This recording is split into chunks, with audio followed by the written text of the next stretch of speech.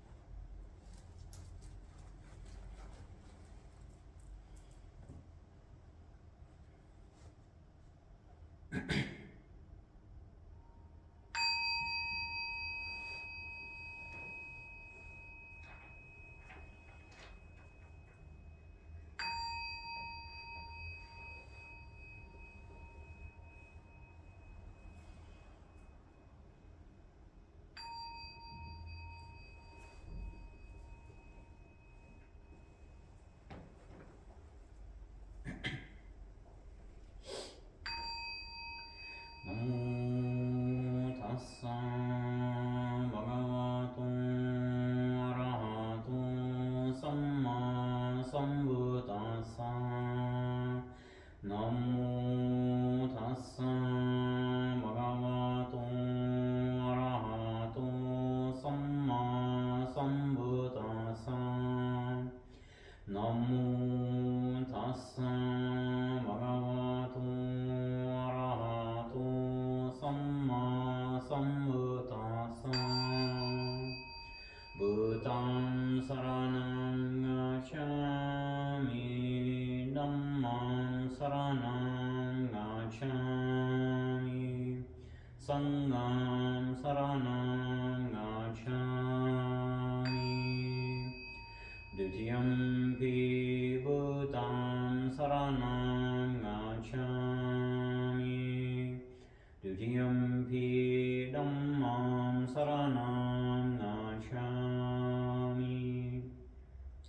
Dutiyampi sangham saranam gacchami. Tatiyampi Buddham saranam gacchami. Tatiyampi dhammam saranam gacchami. Tatiyampi sangham saranam gacchami. Anati pata vramani skaparam samadhyami. Rinnadana vramani skaparam samadhyami.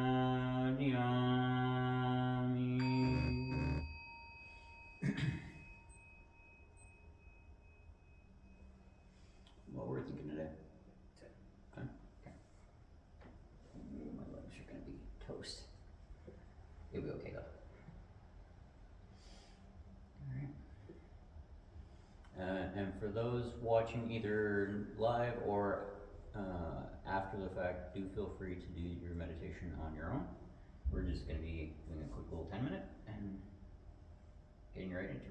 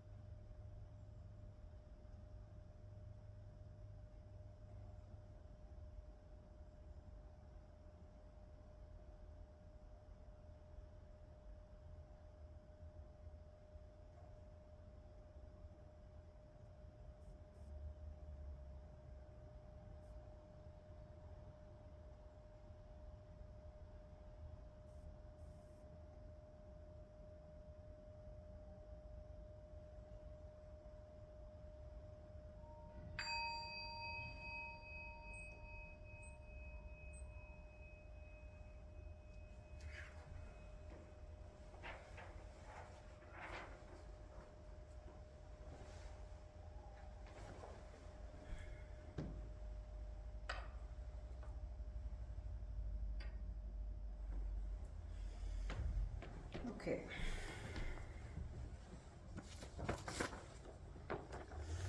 So, as we mentioned, we're doing the Mangala Sutta, which is the Buddha's discourse on blessings. Specifically, I want you guys to focus on all of the instances in these many blessings where people show up, or different types of people. Alright, so, thus have I heard.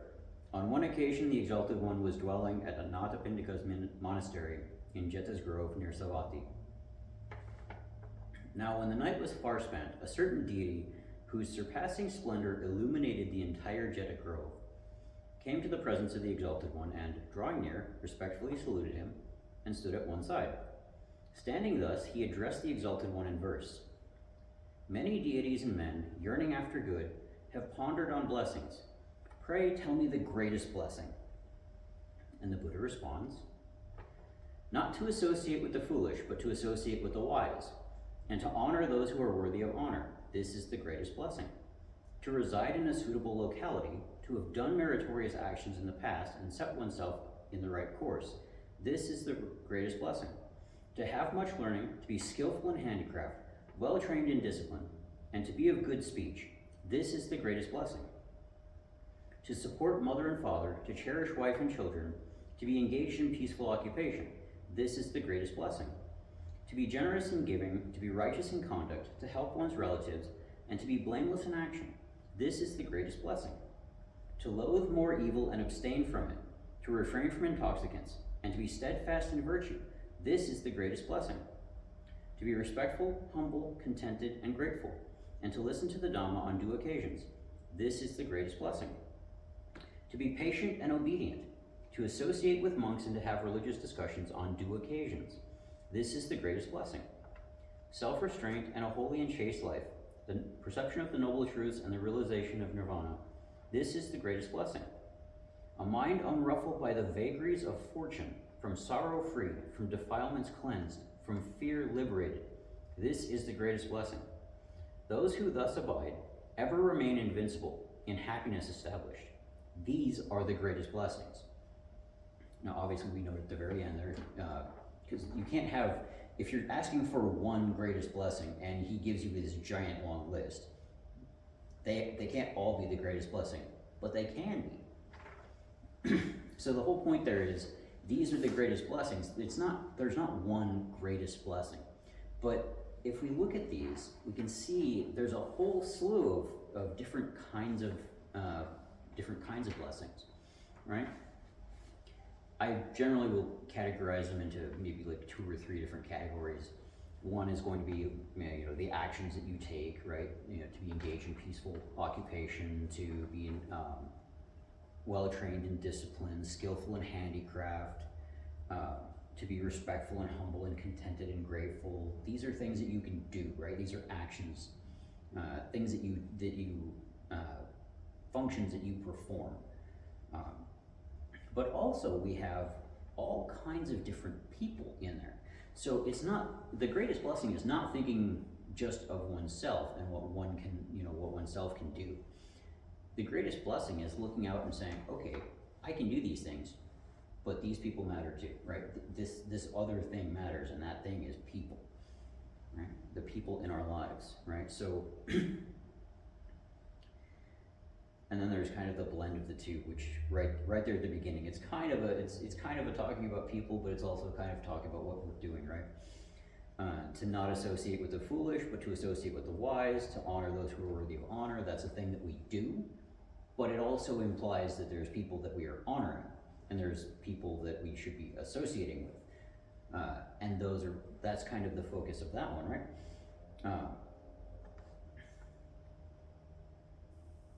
As we go down the list, we start to see more different kinds of people, right? We see mother and father, we see relatives, we see wife and children, or family.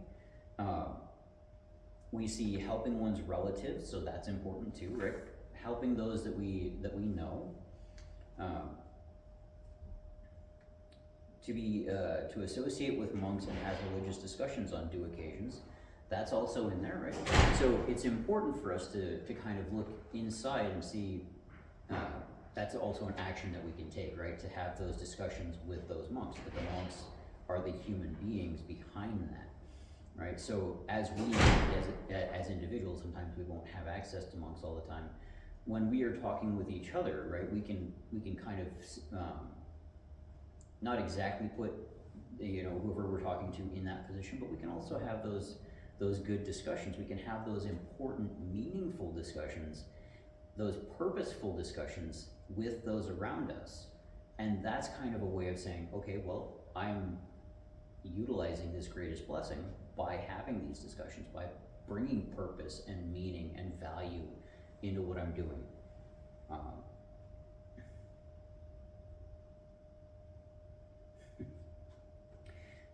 So again, I think, at least from my standpoint, all of these kind of fit into like either one of those two categories or a blend of both of them, right? So we have to take a look at the people that we're working with. We have to look at the people that are around us, the people that we care about, and I would posit that we don't have to just sit there and say like wife and kids, mother and father, relatives, in terms of in terms of like actual like relationship, right? We can look at this as those who are around us at work, those who are around us in the office, in the field, whatever. Those are our people too. Those are our relatives too. Those are who we who we need to be caring about, and those who we should be helping.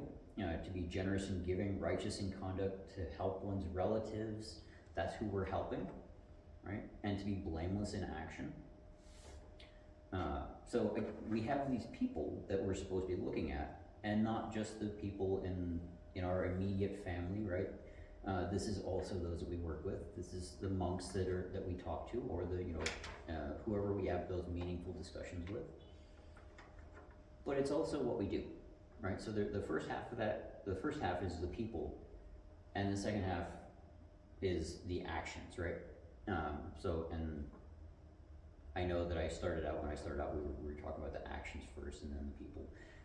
I think personally the people who are in here matter more, because the people who are in here are the people who are the direct recipients of whatever actions we're taking, right? So if we're benefiting our relatives, they're the recipients of that. If we're having these discussions with, these meaningful, purposeful discussions with people, they are the recipient of that meaning and that purpose.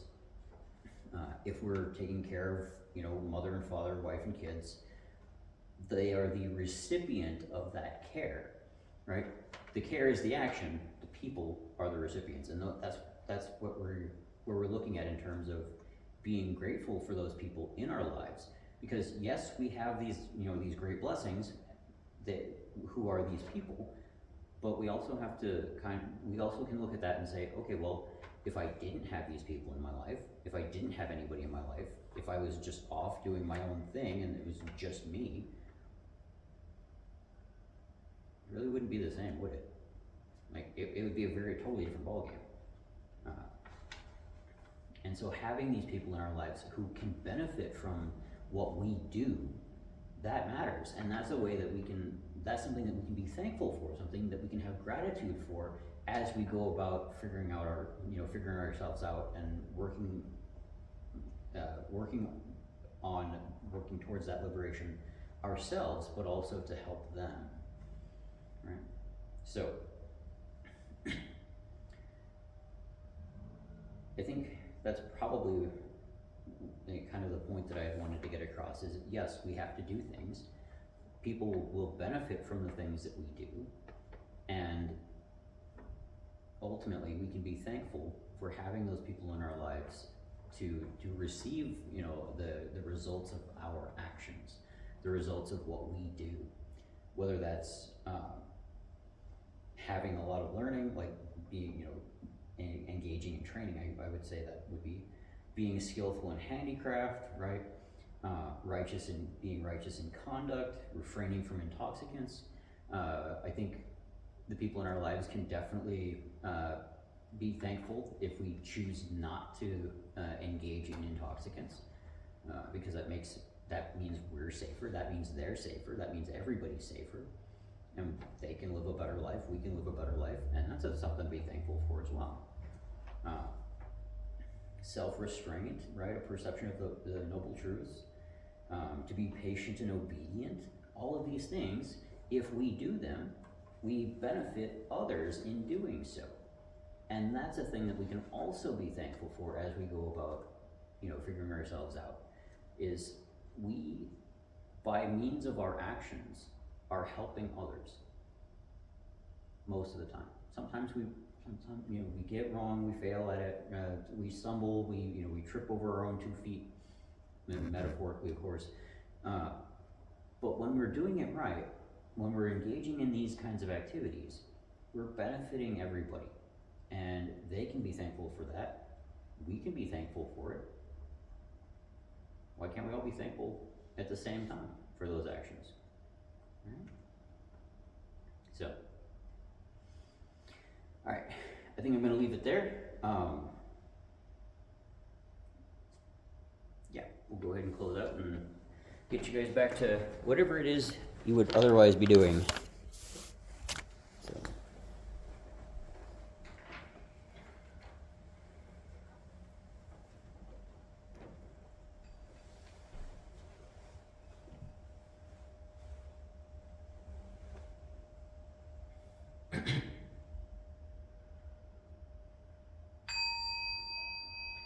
Namo tassa bhagavato arahato samma sambuddhassa. Namo tassa bhagavato arahato samma sambuddhassa. Namo tassa bhagavato arahato samma sambuddhassa. Buddham saranam gacchami, dhammam saranam gacchami, sangham saranam gacchami. Dutiyampi buddham saranam gacchami. Dutiyampi dhammam saranam gacchami. Dutiyampi sangham saranam gacchami.